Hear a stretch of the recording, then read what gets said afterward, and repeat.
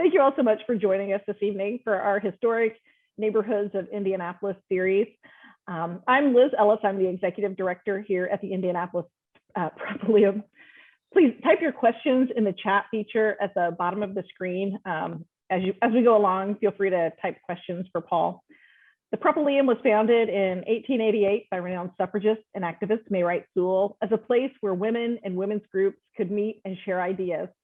We carry on that tradition today through our mission as the place that connects and celebrates women. Our mission focus is women's leadership, arts and culture, and historic preservation. As a nonprofit, we count on your support to provide engaging programs like tonight. Please take a look at our website, www.thepropoleum.org, for all of our upcoming virtual events and to support the Propoleum. We hope that you'll join us at the Propoleum when we're all able to get together again in person. Tonight, Paul Biebold will be taking us on a tour of historic Irvington. And you don't want to be wandering around there alone after dark. Strange things happen to one's mind out there in the night, especially near Halloween. Ladies and gentlemen, Paul Biebold. So the title of my presentation comes from actually an article that was in the Indianapolis Star, not as recently granted the wording of it as you might think. October 19th, 1903, and the exact quote is up on the screen there. Irvington, the classic suburb, which has an interesting way of turning up all kinds of freaks and strange things generally. I believe this had to do with a spate of grave robbery that was taking place at the Pioneer Cemetery on 10th Street. Conveniently, the Hilltop Tavern is located on the same corner as part of the cemetery. It's the Askren family cemetery there. And of course, at that point in time, there was theft of cadavers so that they could be used in medical schools. And evidently somebody was going to that cemetery, which would have been in the middle of nowhere at that point in time, and was doing some grave robbing. So, and this is a view of the Halloween festival, which we believe to be the oldest continuously held festival in Marion County, and one of the largest. If it's a good day, and who knows what'll happen this year, but on a good day when there's not COVID and it's not raining, we will have 50, 60,000 people in attendance at this festival, which has spread from Washington Street, which is closed, over to Bonnet Avenue as well, which parallels Washington Street 2 blocks to the south. So we're proud of our Halloween heritage. A form of the festival began in the late 1920s. It was held for a few years. It kind of dropped off. And then in 1946, some merchants decided to revive the festival. And the idea was that, among other things, you would let kids soap the windows, because this is what people were worried about in 1946, were those darn kids soaping windows. Just for perspective, we worry about people doing a lot of other things these days, but soaping windows was a big deal, was a big nuisance. So they thought, okay, we'll let the kids do that. We'll let them draw and paint. And I've seen images of some of these. They were quite elaborate for that time period. There were hilltop scenes with snowy mountains and pine trees, and they were quite artistic, kind of much in the Irvington tradition. So that's kind of forward tracking a little bit, I guess you'd say.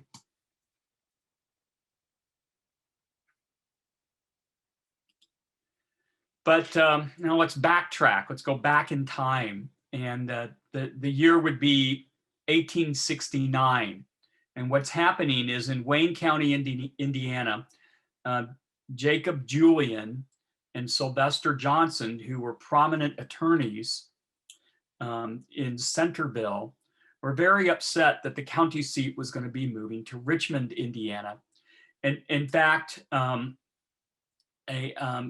shots were fired over this moving of the courthouse. And if you go to what is the public library today, which was built as a Masonic hall, but then was used as the county recorder's office, among other things, in the 1860s, because the different parts of Wayne County government were spread into several buildings in the small town of Centerville. Someone in one of the famous Centerville archways lit off a cannon filled with scrap iron and blew the doors off the hinges while the people were trying to move the records. And then they swiftly, armed with various hunting rifles and whatever they could find, seized control of the building. And this lasted less than a day before the National Guard, the militia from Richmond, came out, surrounded the building, and said, "We're going to start shooting unless you surrender."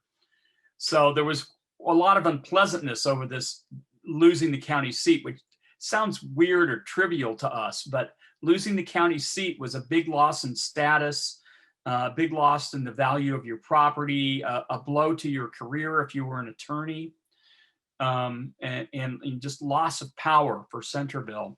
So they were of sufficient means and further along in their careers, and they basically decided, well, we are going to essentially retire from law, and we are going to buy a parcel of land closer to the state capitol, where the state capitol will be more powerful than Richmond. And on this plot of land, we'll create a town where we will call the shots. And this was the idea of Irvington. It was going to be an ideal suburb.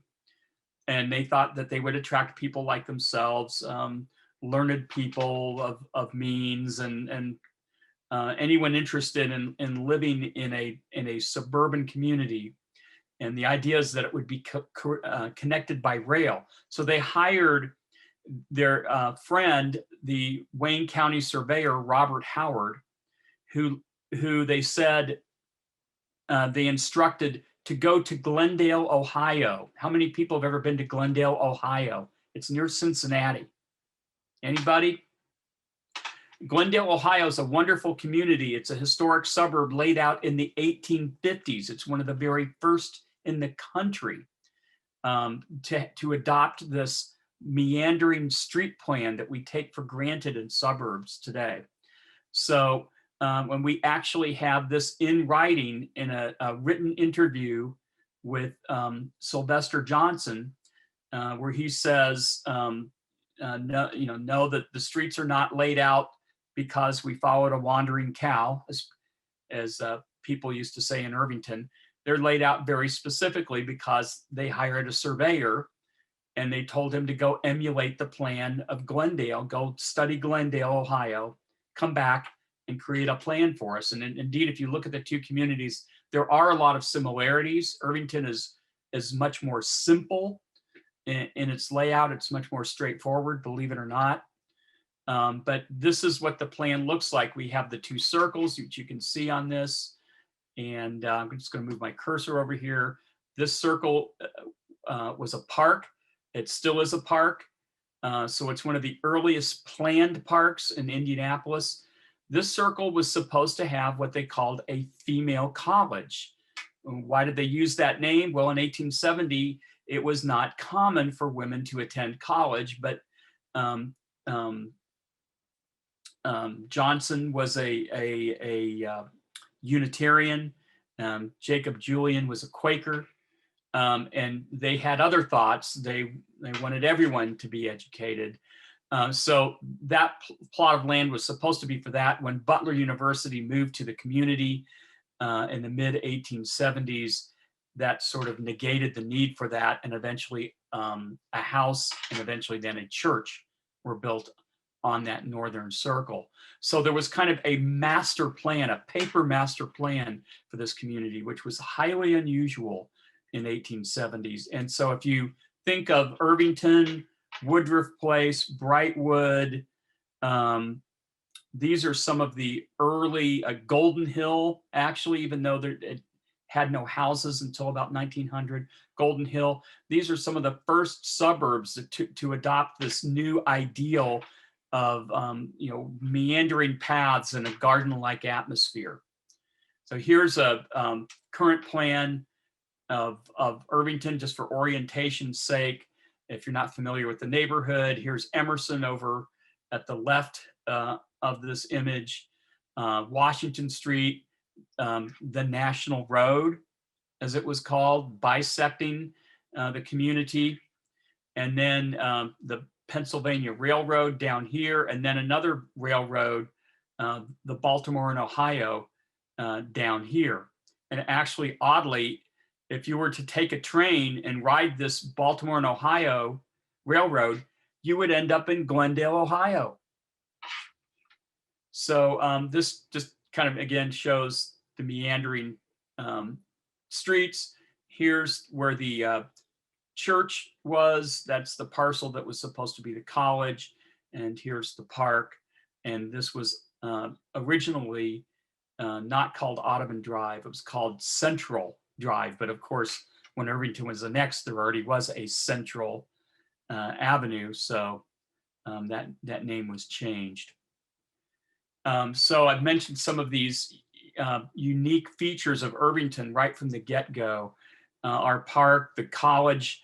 The other thing that was part of this master plan is they envisioned land use restrictions. Of course, there was no zoning in 1870, but there were communities that had private deeds so that when you bought property, you agreed to certain things. And in Irvington, the deeds are worded so that you agree that you will not build offensive buildings or industrial buildings.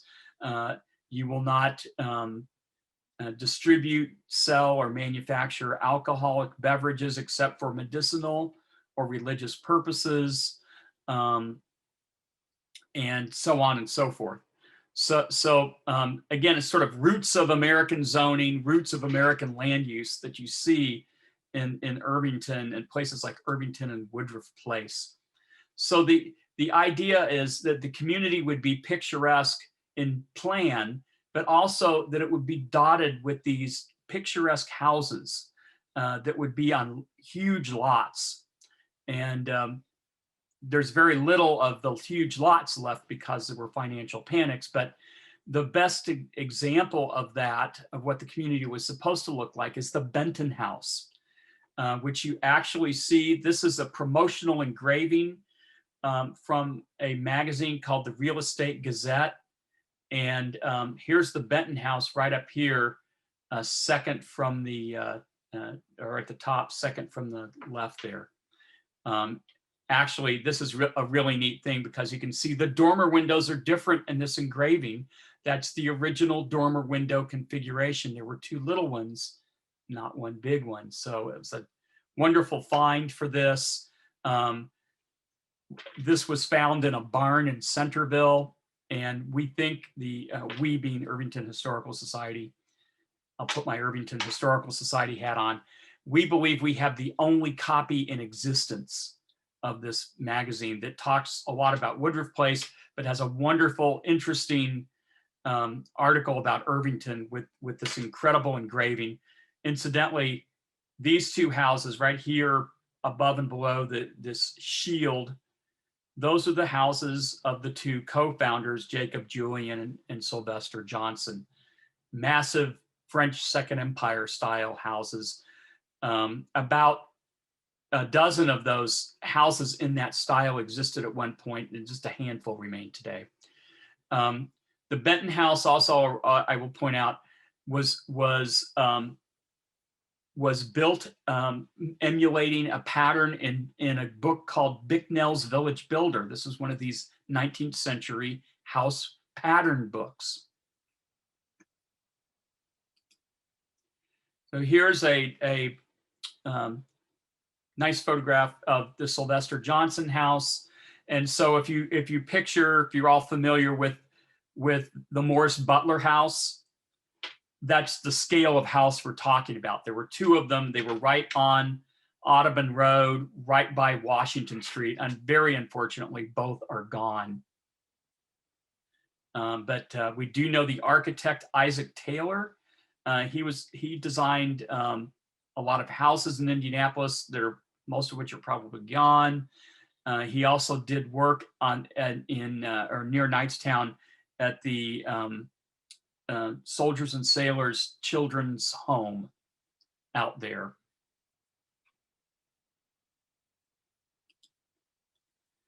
There were other styles of architecture. This house draws a lot of attention. It's the home of Eudorus Johnson, who was the son of Sylvester Johnson.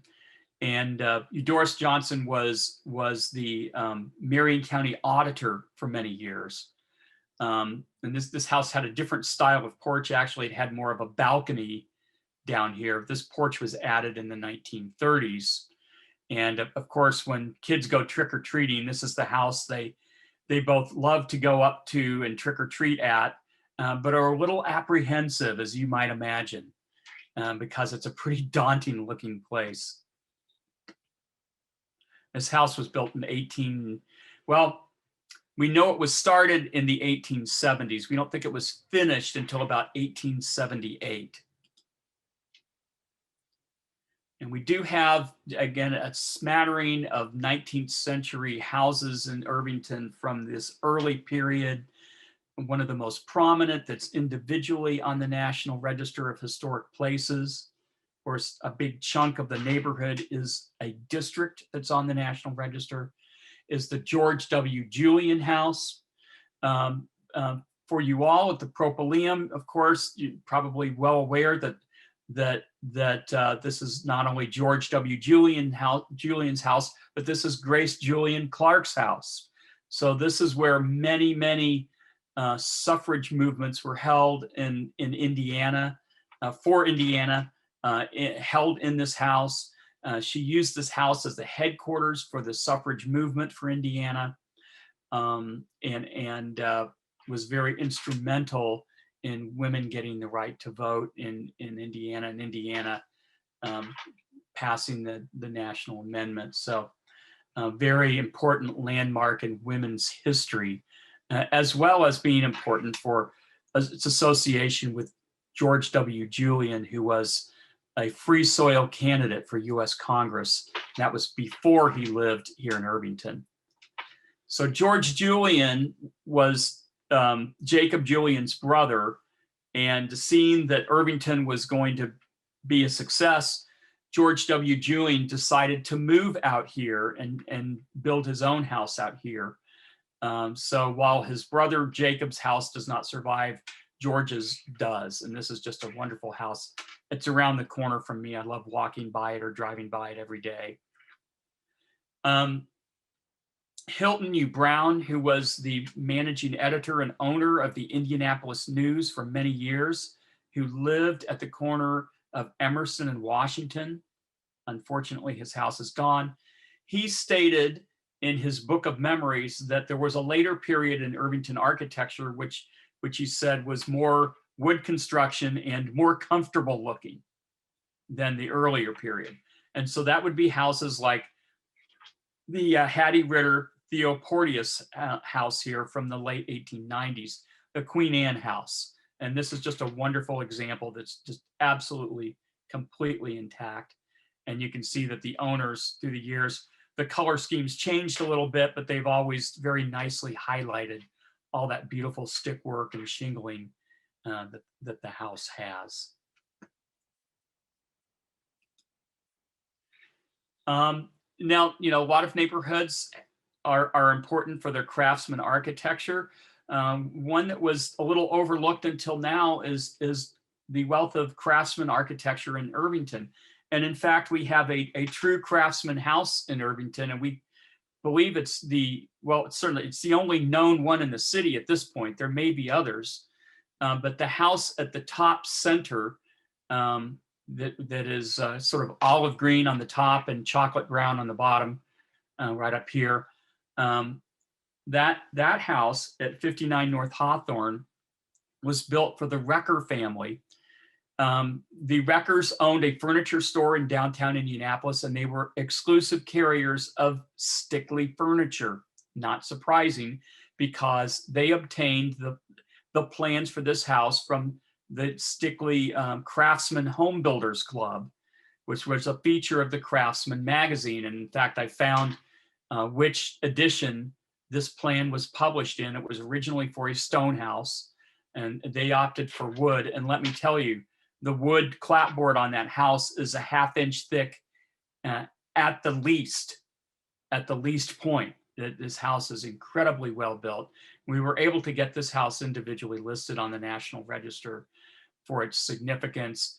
There was one of these Indianapolis Star articles, which is something that I really tried to specialize in when I was doing my research. And actually the first one about all the new homes that were being built, and it started in 1909 in the Star, was for this house. And so that's where I first made the Stickley connection with it, did a little bit more research, found the plans in the Stickley magazine and so forth, and took it from there. The going clockwise around the wonderful house that's on the north circle with the beautiful glacial boulder stone porch, belonged to the Thornton family. Marshall Van Arman was the architect. It's built in 1910. Going further, again clockwise down at 6 o'clock here. This is the Forsyth House. That's different than the artist Forsyth. It's on Beechwood Avenue in Irvington. And those of you that live in Johnson's Woods, is anyone here in Johnson's Woods? Nope. Well, there's a twin to this house in Johnson's Woods. And so we know that what is going on here? Sorry. My computer decided to try to do some kind of update right in the middle of this. Trying to get rid of this. All right. Does everyone still have that full on their screen? Yep. Yep, okay. So, yes, there's a twin to this house, the Morrison house. And if any of you knew Tom and Susan Slade, they lived in that house. And we weren't sure who the architect was. I found it in the newspaper article. Charles Edgar Bates was the architect. This house was also a sorority house in Irvington, because a lot of houses doubled as fraternity or sorority houses during the time Butler was here. I'm going to get to that soon enough. And then going around clockwise to 9 o'clock here, this is the Clifton and Hilah Drake Wheeler house. Clifton Wheeler is one of the more important Indiana artists, and he was one of the Irvington Group artists who settled out here. The bank of windows over here to the right, that was where the Drakes, or where the Wheelers had their art studio, and that the room of that studio is lined with boards so they could tack artwork up on the walls without damaging the plaster. Again, that was about 1910, designed by George Hoagland. The reason why people don't often think of Irvington as being a real bungalow and arts and crafts haven is that all these 4 houses, they're blocks apart from one another. And there are many more that are equally this prominent. They tend to be kind of spread out. There'll be 19th century houses next to them. There'll be 1950s houses next to some of them. So you have to kind of think about where they all are, as opposed to say Johnson's Woods or Meridian Park, where they're all next to each other.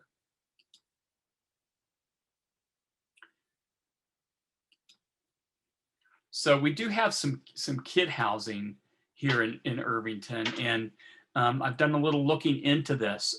This is one of the better examples, and this is in a part of Irvington called Irvington Terrace that developed later. Irvington Terrace was laid out in 1910, and it is east of Arlington Avenue. So this is by the time that Irvington had firmly become a streetcar suburb of Indianapolis, that houses like this were being built. The kit housing, of course, it came shipped by rail. All the pieces of wood were pre-cut and numbered so that you could assemble it on site. This is just a really great example that is out here in this Irvington Terrace part of Irvington, which is its own National Register Historic District. This is one that I was quite sure I had found an Aladdin Kit House. Aladdin was a competitor to Sears in the kit house market. Actually, Aladdin started several years before Sears thought of it. And Aladdin, actually, that's all they did was make kit houses. They started by making hunters' cabins and garages and so forth, and graduated into kit housing. I was quite sure this was a Victoria. However, I shortly found an article in the paper stating that Frank Hunter, who was a well-known Indianapolis architect, designed this house. And the interior is markedly different than the plan that Aladdin used. So whether Aladdin saw this exterior because this house was published in the Indianapolis papers and said, well, we can knock one off of that, or what, but certainly Hunter designed this house in 1911. The Aladdin Kit House didn't come until 1919. So I think in this case, the kit house makers were cribbing off of other architects. And here's two real charming little examples. This is in the north part of Irvington, an area that people call Par 10. So this is towards 10th Street, north of Pleasant Run Parkway. That part of Irvington is separately on the National Register as another large historic district. These two examples are just blocks apart from one another, and they're an example of the Sears Stratford model, which also came in a wood shingled version that was called the Mitchell. Same house plan, just not veneered with brick. And these are from the 1930s, those two are. So the Parkway then, the north part of Irvington, was a nice addition. We're all familiar with the George Edward Kessler plan for Indianapolis of 1909. We're talking about our neighborhood, baby, or our street. Anytime you're in Indianapolis and you're on something called Parkway and you're along a waterway, you're probably in part of the George Edward Kessler plan. And in Irvington, that was Pleasant Run Parkway. And so this really kind of added a new aspect to Irvington. And it tended to be where all the larger new houses were built in the late 19-teens and 1920s.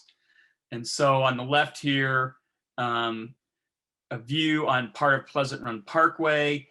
This part of Irvington is called Pleasanton, and it is a separate National Register district, but you can see, yes, there's some craftsman housing, there's a Foursquare, a beautiful Dutch colonial, and a colonial revival. So there's more of the revival style of housing.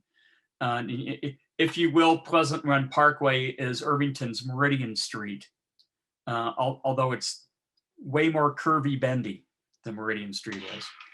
And then here you have the Kendall Home, built in about 1919, historic photograph and a current image of the house.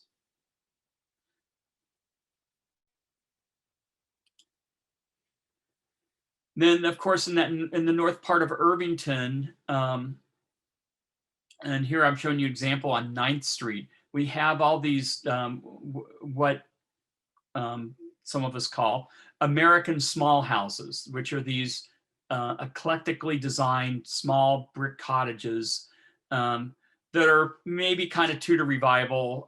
Sometimes there's really not a lot of style reference. There's just more shapes to the roof and quaint steep pitch to the roof that gives the home its style and flavor. We have hundreds of these in Irvington, that north part of Irvington between Pleasant Run Parkway and 10th Street, that grew rapidly into the 1920s. Interestingly, of course, we always think of the 1930s as being a horrible time for home construction. And sure enough, in 1932, for example, there was a total of 46 housing units built in Indianapolis. 46. In the 1920s, the average was more like 2,000. So that gives you an idea of what happened to the home building economy in the 1930s. But by the mid 30s and late 30s, up until the eve of World War II, we were getting back to 1,000, 1,200 housing units per year in Indianapolis. And that is when a lot of the construction was going on in that part of Irvington, mid 1930s. And of course, Justice Realty was one of the big builders out here that constructed many of those simple brick cottages. There were 2 or 3 other builders, but Justice is the one everyone thinks of, and Justice is still around as an entity. So they get to Town and Gown. The big thing that also sets Irvington apart is that we were a college town. And that came about in 1875. Butler University, which was located at 13th and College, decided that they were running out of room in the Old North Side. And the houses had grown up around them. They wouldn't be able to expand. And so they held a competition. Whichever community could offer the best deal would win. And Irvington offered, I think it's something like $175,000 and land on which to build.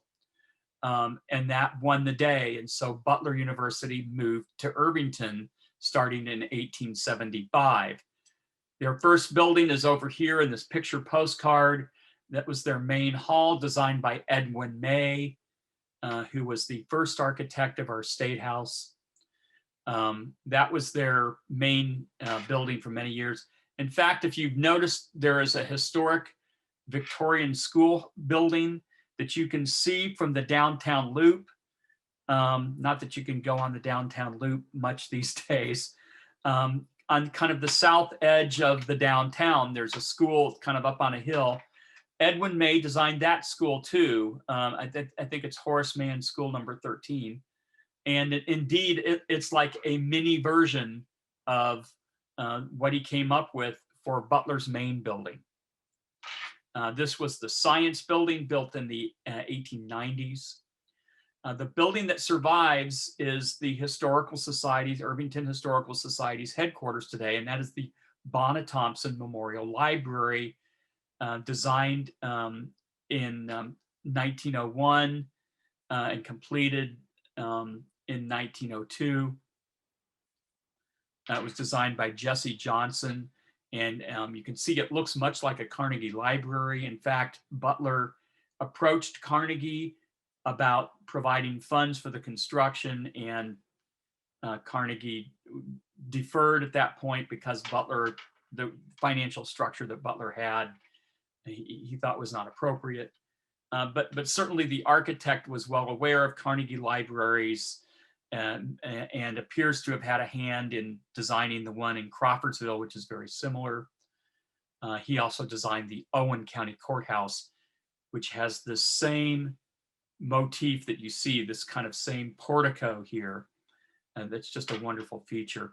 So I would encourage you on weekends, when you feel safe. We are requiring masks at the Bonnet Thompson Center, but the Bonnet Thompson Center, this building, is open, and you can see what it would have been like to go inside of one of Butler University's early buildings if you take a visit there. So basically Saturday and Sunday afternoons. So Northwest Christian came in 1870. They stayed until the fall of 1928.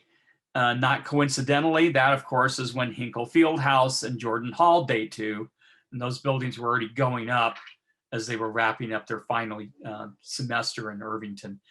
The center building here is the Sarah Detterding Davis Missionary Training School. And appropriate for you all, that building was funded and owned by the Christian Women's Board of Missions. This was a ladies group within the Disciples of Christ Christian Church that wanted to fund missionary work and train missionaries to go all around the world. So I mentioned in my little teaser, you could learn a foreign language. I'm not positive, but I would have to think in this building is probably one of the few places where you could learn Japanese if you wanted to. And you could learn just about any foreign language in this building because they were wanting to train people to go all around the world. And if you've heard the story of Albert Shelton, who was the first American to go to Tibet, he was funded and indeed came to lecture at this building before he left for Tibet. So there is an Irvington-Tibet connection, if you will. So, of course, having a college made Irvington a college town. We had a disproportionate number of faculty living right in the neighborhood. The Benton House that I showed you before belonged for many years to Alan Benton, who was the president of Butler. So he had the world's best commute. He walked about 100 feet out his back door and he was at work. And he got to live in the Benton House. It doesn't get much better than that. You got to live in a beautiful Second Empire style house. So there were all kinds of other things going on in Irvington. There were a lot of shenanigans going on. There were a lot of pranks. As I mentioned, the fraternity and sorority buildings they basically mainly used houses in the neighborhood. There are a few purpose-built fraternity and sorority houses that still stand today in Irvington, but very often, so the typical story would be the lady of the household whose husband had passed away would take in a sorority, and she would become the sorority mom and keeper of the house. We had football games here in Irvington. Unfortunately, the football field is gone. However, I can say that on this field that you're seeing depicted here before you occurred the most lopsided game in Hoosier football history. 144-6, Butler beat Hanover. And if you're good at math, that's 17 touchdowns and extra points and a field goal. So people would crowd the neighborhood to go to these games. They would crowd the neighborhood to go to the basketball games where Tony Hinkle would be coaching. There was a field house. I don't have a picture of it, but it was near the main building, and it was a wood frame gymnasium building. And then, of course, here's simply another view of the library building. The library building is named for Bonnet Thompson. She was an alum of Butler. As with many families who wanted to send their daughters to Butler, they found it more appropriate that they move to Irvington so that their child could stay at home and attend college. Much in the way that we move today for a better school district, people would move to Irvington to send their kids here. The Thompsons were wealthy bankers and cattle merchants from Edinburgh, Indiana. They moved here, as I said, to send their daughter Bonnet to college. When she graduated in 1897, she was given the grand tour of Europe. She and her mother toured Italy and Europe. While they were in Italy, unfortunately, they both contracted typhoid fever. They made it back to the United States. They made it back to the home, which was directly across the street from where the library is today.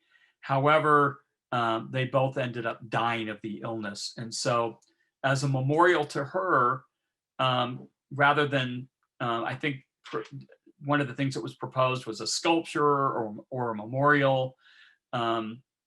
The university said, you know, the science building we have here, that's full of chemicals and kids playing with chemicals, that's where our library is. How would you like to help us fund help us fund a library that will have concrete floors so that it can't burn? There was a lot of fire paranoia in Irvington because we did not have a proper fire department. And so indeed, when you look at the Bonnet Thompson building, the first main floor is reinforced concrete. So at 1902, that's one of the very, very first uses of that in a public building in the city.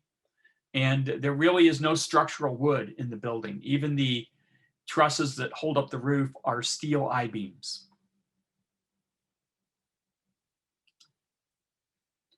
And of course, we had our own elementary school system. There was a schoolhouse on Irving Circle Park. It burned in the 1890s. Again, there's that fire issue. And when we were annexed to the city in 1902, one of the things that we asked for is, we want a firehouse. We want a firehouse because stuff keeps burning out here. And secondly, we want a really nice public school. And that was this school, which amazingly is still in service. It is the oldest operational IPS school in the system. It's both the oldest and sort of the newest because this building has an addition that's maybe 10 years old at this point. But it was very thoroughly rehabilitated. They very thoughtfully kept the facade intact, and the main part of the building is intact. But they made a lot of additions to the back and to the side.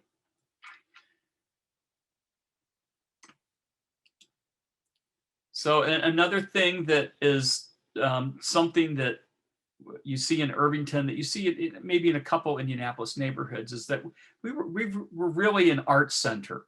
We're really one of the few parts of Indianapolis that has an art movement named after it.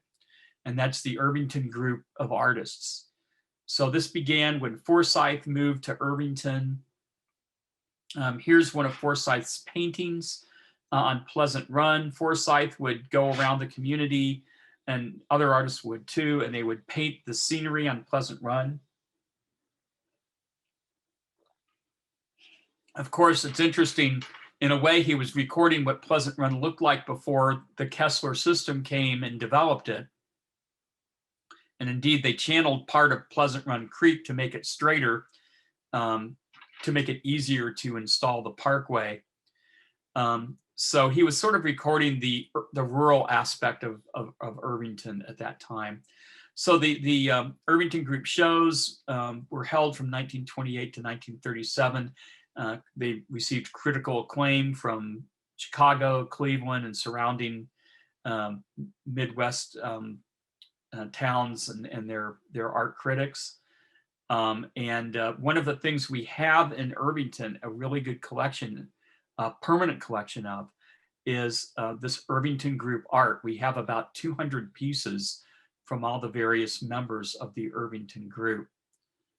One of our preservation projects has been preserving this fragment of one of the Wishart Hospital murals painted by Irvington artist Dorothy Moreland.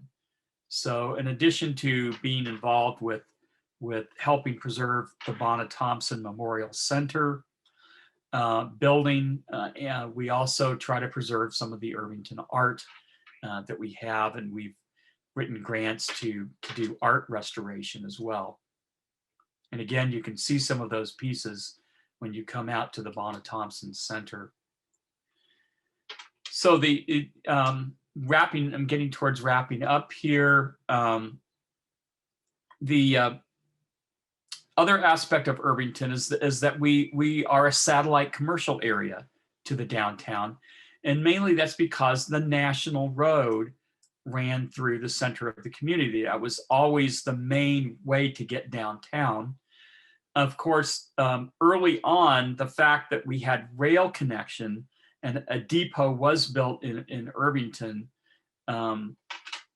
south of Washington Street in an area called Bonnet Avenue. That depot is gone, but the first idea they had was that, well, the steam trains will connect us to downtown Indianapolis. And it became more convenient to build a trolley line. It's a very early, a mule-drawn trolley line. The Irvington and Stratford Railroad was built in the 1870s. That later became part of the Citizen Street Railway trolley system, which was electrified in the 1880s. And then it was moved to Washington Street. I think in this photo here, you can see the tracks. Those are both interurban tracks and trolley tracks. So as I like to say, if you're standing at the corner of Audubon and Washington Street, you had 3 rail options up until the 1920s, when the steam railroad depot was torn down, and they stopped, the steam train stopped having a location to have a destination in Irvington. So you had 3 rail options. You had the interurban you could take downtown, you could take a trolley, you could walk down the street in front of this apartment building that's at this lower picture here, and go to the steam train station and take a steam train downtown. Gee, wouldn't it be nice if we had all that today? Here's the corner, the 2 different views of the corner of Ritter and Washington. The fact that the trolley line was up on Washington Street transformed Washington Street from what was mainly a residential area pretty quickly to a commercial area. And we still have remnants of that today. Of course, with the coming of the auto age, when the National Road was designated US 40 in the 1920s, there were gas stations. In a city directory once, I counted something absurd like 12 different gas stations that you could stop at between Emerson and Arlington on Washington Street alone in Irvington. Couple of those buildings are still in existence, but most of that kind of that type of auto history has faded. And so I have my list here. Here's the thing. Here are the things you could do as far as business went in Irvington in say 1925. If you got on our magic time travel trolley and you wound up in Irvington, you could laugh all the way to the bank. You could go to the bank, and here's the Union Federal Bank in a later photo. It was by a different name, but that was always a bank building for many years. You could attend a lodge meeting, and here's the Masonic Lodge. There was an Oddfellows Lodge in Irvington as well. You could bring home the bacon. There were several grocery stores in Irvington. There were jewelry stores. You could bring home some bling. Movie theater, the Irving Theater, which is still in existence. You could get your prescription filled. There are multiple drugstores in Irvington. Rent an apartment. Put a tiger in your tank. If you remember that, that was an Esso jingle. Put a tiger in your tank. With all the different filling stations that there were in Irvington, it was pretty easy to do. And we were sort of the proverbial last stop because we were the east edge of town. Arlington Avenue was the city limit for a while, and then it moved to Sheridan, and then it moved to along about Kitley, which is not quite to Shadeland. Make a fashion statement. There were various clothing stores. There were auto dealerships where you could buy a car. And of course, our school, School 57, was right on Washington Street, as was Howe High School, which was built in the late 1930s. So here's some more about the commercial architecture. We do have a couple nice commercial buildings. One of the best is the Lodge building. This is all architectural terracotta. It's one of the more elaborate terracotta facades outside of the downtown area. I think you'd have to put it on a par with the 52nd and College development that has some wonderful terracotta. And then we have these Tudor Revival strips of shops. And there were a number of these on 10th Street also in Irvington. And they're a little bit more auto-oriented. I found in a newspaper article for this strip of shops, designed in 1927, that they set it back from the street so that you could jump the curb and park in front of the store. Well, I don't think that lasted very long because, of course, you'd be blocking the sidewalk if you did that.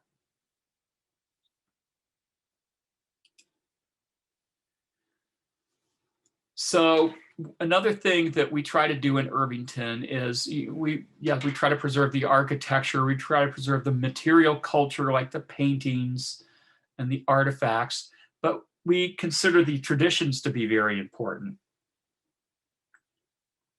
So we try to keep the Halloween festival going. That's a very important tradition in Irvington. And it's interesting. I think Halloween is now the most popular holiday, ahead of even Christmas. So we were ahead of the curve in 1946, 47 when we started that festival. We have strong tradition in the visual arts. Many artists live and work in Irvington. We have art shows as part of trying to keep this tradition alive at the Bonnet Thompson Center. Right now, there's a show called Presenting Irvington Artists that features Irvington artists. I actually have a piece in the show. We do try to celebrate our heritage with National Registered Districts.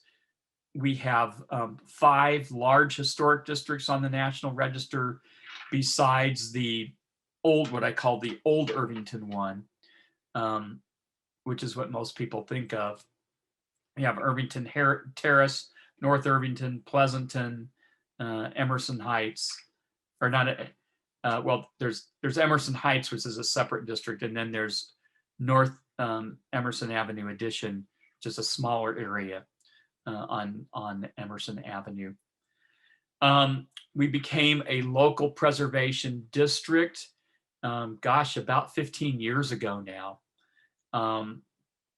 And I feel, of course I feel this has been a great boon to the neighborhood. As I walk around, maybe on a day not like today, but on nicer days, so I walk around and look at the housing, there's just a better quality and level of rehabilitation going on in the neighborhood that you weren't seeing before, now that IHPC is in place. So I, for one, am very glad of that.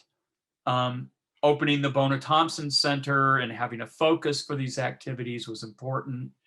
And there's a view from our grand opening.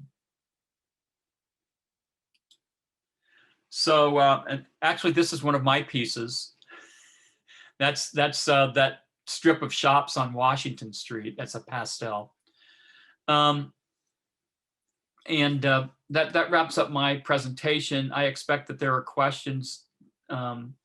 Did anyone monitor the chat box and see if there are questions, or does anyone want to shout them out to me? Yeah, there are a couple of questions that were asked. There are a couple here about Butler. When did Northwestern Christian change its name to Butler University? Very shortly after moving to Irvington. So I want to say by 1875, 76, it was called Butler. And this was this was done over the protests of Ovid Butler, who was still alive. Thank you very much. And who did not feel that was appropriate. But I guess he caved into peer pressure. So yeah, that was fairly early on. Okay, and then why did Butler move? So Butler moved in 1928 because the same thing happened. The neighborhood grew up so completely around the campus that they didn't have that much room on which to expand. And so they were, looking at expanding to other, maybe within Irvington somehow. And that would have meant tearing down people's houses, acquiring houses and tearing them down. And so, they were out of room.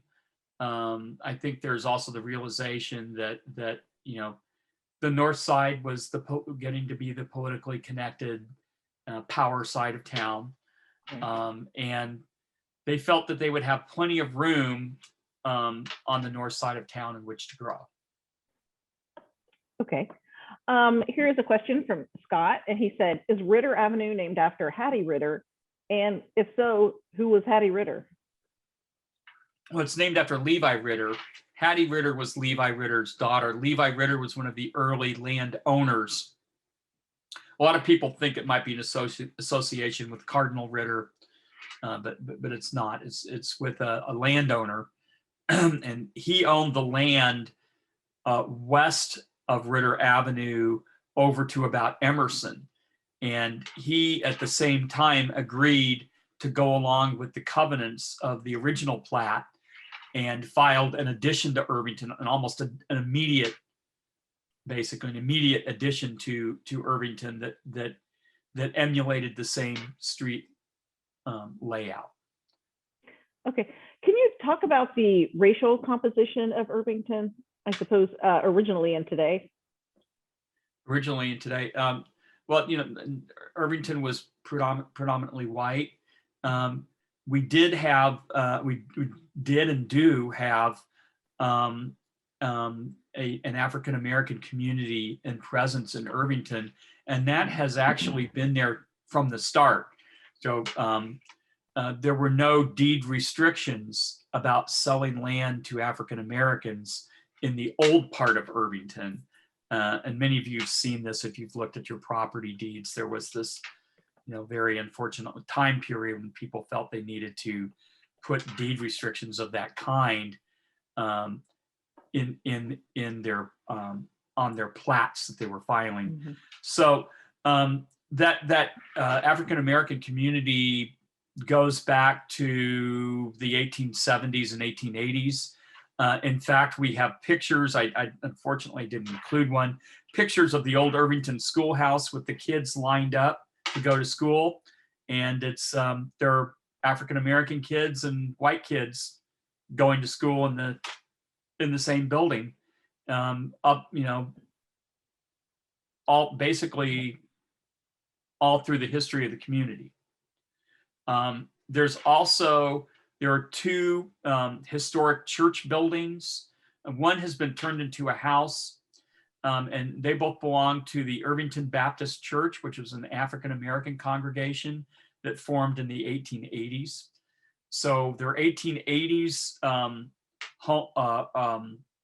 church, which is a small mansarded house now, it still stands. And then their 1914 Craftsman stucco church still stands, and that congregation still meets there. And also on the east side of Arlington, there was an AME church that's now a different congregation.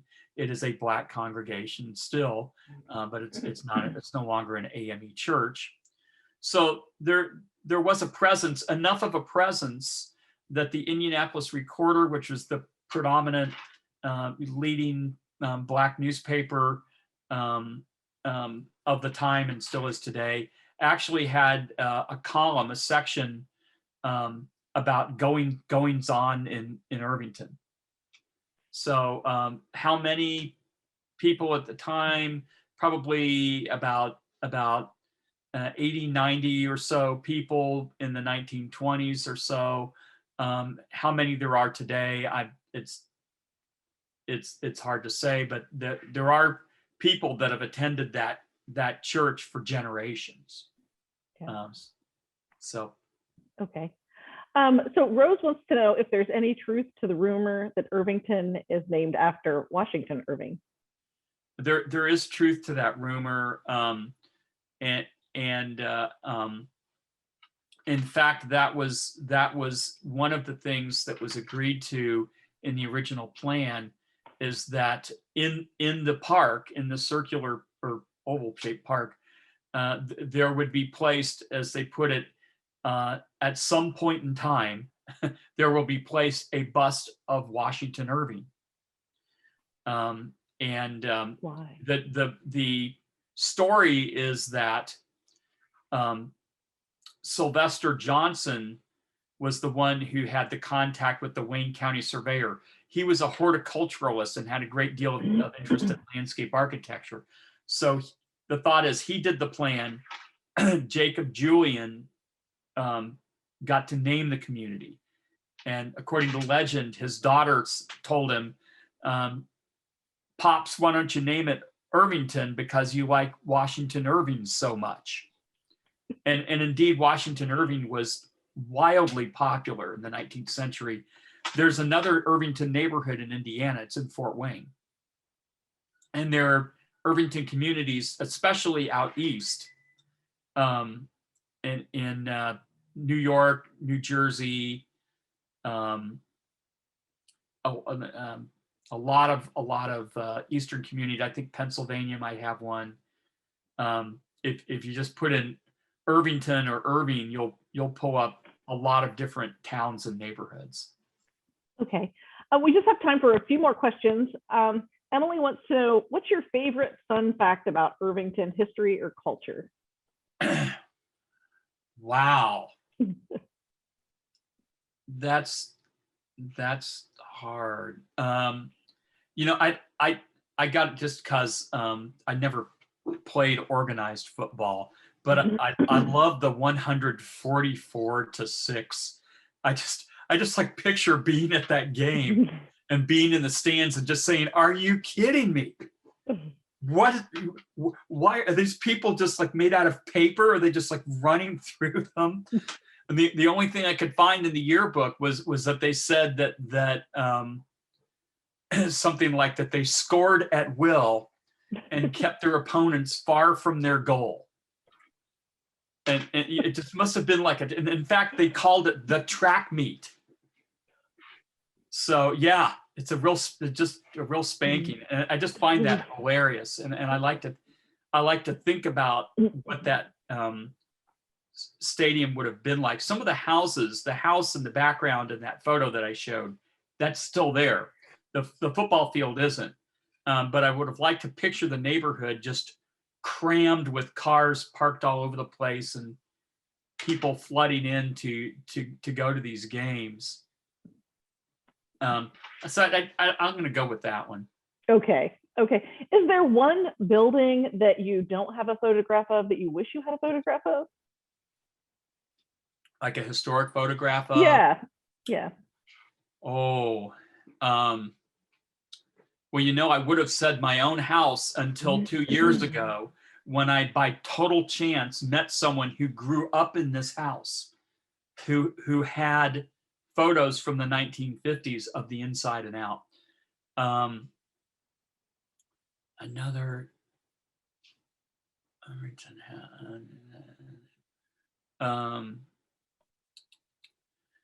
But that's okay if you can't think of one. I'd say like it would be nice to have. But I don't think we have any interior photos of the old science building that was on the campus. We just have exterior photos. Mm-hmm. So I'd go with that. It would be really nice to know what that building looked like on the inside. Okay. And so we've done a lot of these neighborhood programs so far this year. And in my experience, again, it's completely anecdotal. People who live or have lived in Irvington are fiercely loyal to that neighborhood. It feels like more so than others. What do you attribute that to? That's interesting because when I first wrote my Greater Irvington book in 1997, of course, that's sort of, infancy of the internet. Mm-hmm. There was email, but most people still called people, really. And I had someone either call or write from Hawaii who lived here. And they said, I understand there's a book. And they put their phone number, and I ended up calling them, and they said, how can I get this book? And I said, well, don't you want to know if your house is in it or your school? And she said, I don't care. I just want this book. And so it's just, people would just look at it and say, oh, that's my neighborhood. I want that. It was just blindly, I don't care if my house is in it or my school is in it or anything. And I think it's that this neighborhood always had its own identity. It was founded with an identity of being a place. It had a name to begin with, and it was apart for many years. That was a long time ago, but it wasn't annexed until 1902. So it always had this sort of image of being a separate place. I'd liken it to, and this is not a knock against any neighborhood, right? But if we get in our time machine and we go to downtown Indianapolis and we find the kids selling newspapers, and you say, hey, I'm trying to get to Irvington. What do I do? Where do I go? I'm sure that kid would say, well, that's east. You go that way. And if you'd say the same thing, if you'd say, well, I want to get to Meridian Park, they'd say, well, do you want to go to Park or Meridian? Or yeah. I want to go to Meridian Kessler. Which street do you want to go to, Meridian Street or Kessler? Choose one. Those places have an identity, but they don't have the same kind of identity that's tied to a name per se. They have an identity of place with their architecture and with I would venture to say, if you lived in Meridian Kessler in 1925, you'd say, well, I go to St. Joan of Arc, or I go to the Presbyterian Church, or you would identify that way through your faith, or through where you work, or something like that, or my block's the 4600 block of Central, or something like that. Whereas I think in Irvington, people sort of always had that place identity thing down. Yeah, that's what I attribute it to. Okay, all right. Paul, thank you so much for your presentation. We really do appreciate it. We'll put it up on our website. It'll give us a week or two to get that done, and we'll be able to share this with everybody. But again, we do appreciate your taking the time to do this, and I think we all learned something more about Indianapolis than we had known before. I want to mention a couple of our upcoming programs. On October 14th, we'll start our Marilyn K. Glick Women's Enrichment Series, and that will feature Alelia Bundles and Judith Thomas, and they're going to be talking about the Indiana Avenue in the past and moving forward. On October 27th, we will have our next Historic Neighborhoods of Indianapolis program, and that will be the Holy Cross neighborhood. And then skipping ahead to November, on November 13th, we will have our Salon Gala, and that will feature it'll be virtual, but it will feature a performance as well as an auction. And you want to get your tickets for those. Today, there will be Salon in a Bag again this year, which is a lot of fun. So all of our programs can be found on our website at www.thepropylium.org. We'd like to see you all there. Thank you so much. All right, good night, everybody.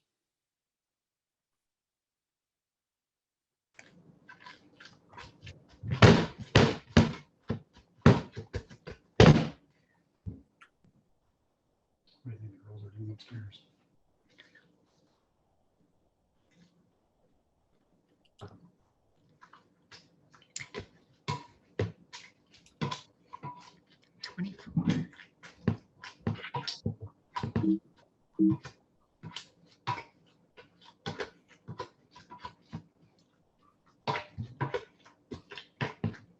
Here we go. Okay, so I still see 23 people. Nobody wants to leave because we're loving this, Paul. So good. That was So really my good. email address is on the presentation too, if anyone has more Okay. questions. I was going to say that. Yeah, I forgot to ask you Thanks for that. having me. Good Yeah, seeing no, everybody. thank you so much. Let's do it in person sometime. Oh my goodness, let's do that. Let's do that. Yeah. So many Oh. good facts and so much good information, Paul. Thank you so much for sharing your knowledge with us. And yeah, who knew there was a competitor to Sears kit houses? I Mhm. never knew that. Yeah. And great info about Butler as well. Mm. Mhm. Mm. Is that you called the one set of houses you called the American small houses? Is that like an actual like category or just? Well, as architectural historians, we've started using that just kind of to get away from saying, well, this is a Tudor cottage or this is a colonial cottage from that time period. It seemed to be more that there was this movement towards small houses. And there's actually, you see that in a lot of literature, the use of the term the small house. Yeah. Was a real considered to be a real architectural problem. Mm-hmm. So it's a label that we find kind of more meaningful than some of the other style labels. Right. Yeah. So it makes sense. Yeah. Okay, well, see you guys. Okay. Thank you so much, Paul. You're welcome.